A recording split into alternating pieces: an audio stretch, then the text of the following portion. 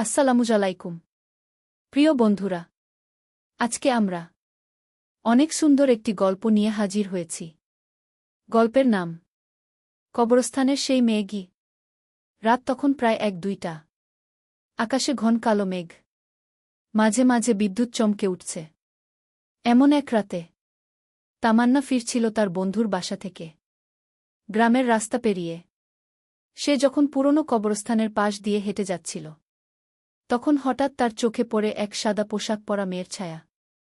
মেয়েটি দাঁড়িয়ে ছিল এক পুরনো কবরের পাশে, যেন কারো জন্য অপেক্ষা করছে। তামান্না একটু থেমে গেল। কে সেখানে?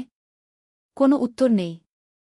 সে আবার হাঁটতে শুরু করতেই হঠাৎ যেন বাতাস ভারী হয়ে উঠল। চারপাশের পাখির ডাক থেমে গেল। এমন অনুভূতি আগে কখনো হয়নি। পরদিন সকালে তামান্না তার দাদির কাছে বিষয়টি বললে। তিনি আঁতকে উঠলেন। সেই কবরের পাশে যদি সাদা কাপড় পরা কাউকে দেখিস, তবে বুঝে নিবি সে মানুষ না। তামান্না চমকে গেল। কে সে দাদি? দাদি ধীরে ধীরে বললেন, 25 বছর আগে এই গ্রামে এক মেয়ের মৃত্যু হয়েছিল। নাম ছিল শেফালি। কথিত আছে সে রাতভর কবরস্থানের পাশে ঘোরে। তার আত্মা এখনও মুক্তি পায়নি। তামান্না ছিল কৌতূহলী মনের মেয়ে। রাতের সেই ছায়া তার মন থেকে যাচ্ছিল না। পরদিন সে পুরনো গ্রামের লাইব্রেরিতে যায়। পুরাতন রেকর্ড ঘেঁটে সে জানতে পারে, সত্যিই শেফালি নামের এক মেয়ের রহস্যজনক মৃত্যু হয়েছিল। শেফালির লাশ নাকি কবর দেয়ার কয়েকদিন পর হঠাৎ কবর ফেটে যায়। তখন থেকেই রাতে কবরস্থানে এক সাদা ছায়াকে দেখার কথা বলেন অনেকেই। 3 দিন পর আবার এক রাতে তামান্না সিদ্ধান্ত নেয় শেফালির কবরের পাশে অপেক্ষা করবে। হাতে একটি টর্চলাইট, পকেটে কিছু লবণ আর দুধ। স্থানীয় বিশ্বাস অনুযায়ী এগুলো ভূত তাড়াতে সাহায্য করে। রাত 1টার দিকে হঠাৎ বাতাস থেমে গেল। ঠান্ডা লাগতে শুরু করল শরীরে। এবং ঠিক তখনই সেই সাদা ছায়া আবার এসে দাঁড়াল কবরের পাশে। তামান্না সাহস করে জিজ্ঞেস করল, তুমি কি শেফালি? মেয়েটির ঠোঁট মৃদু কেঁপে উঠল। কণ্ঠস্বর এল কানের পাশে।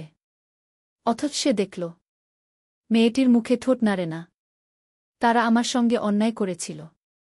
আমি শান্তি চাই। তামান্না বুঝতে পারল এই আত্মা সহানুভূতির।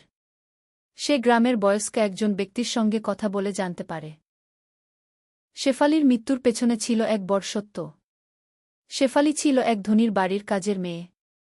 এক রাতে সেই বাড়ির 3 জন পুরুষ তাকে নির্যাতন করে মেরে ফেলে এবং ঘটনা চাপা দিতে কবরস্থানে রাতের বেলা গোপনে তাকে কবর দেয়। এই কাহিনী কেউ জানত না, কারণ সে সময় গ্রামের প্রভাবশালীরা ঘটনা গোপন করেছিল। তামান্না ঠিক করে শেফালির আত্মার শান্তির জন্য তার মৃত্যুর প্রকৃত তথ্য প্রকাশ করবে। সে গ্রামের মসজিদের ইমামের সঙ্গে কথা বলে, স্থানীয় সাংবাদিক ডাকে এবং শেফালির ঘটনা সামনে আনে। অবশেষে শেফালির পরিবার তাকে স্বীকৃতি দেয়। মসজিদে তার জন্য দোয়া হয় এবং গ্রামের লোকেরা তার কবর নতুন করে দেয়। এর কিছুদিন পর এক রাতে তামান্না আবার গেল শেফালির কবরের কাছে।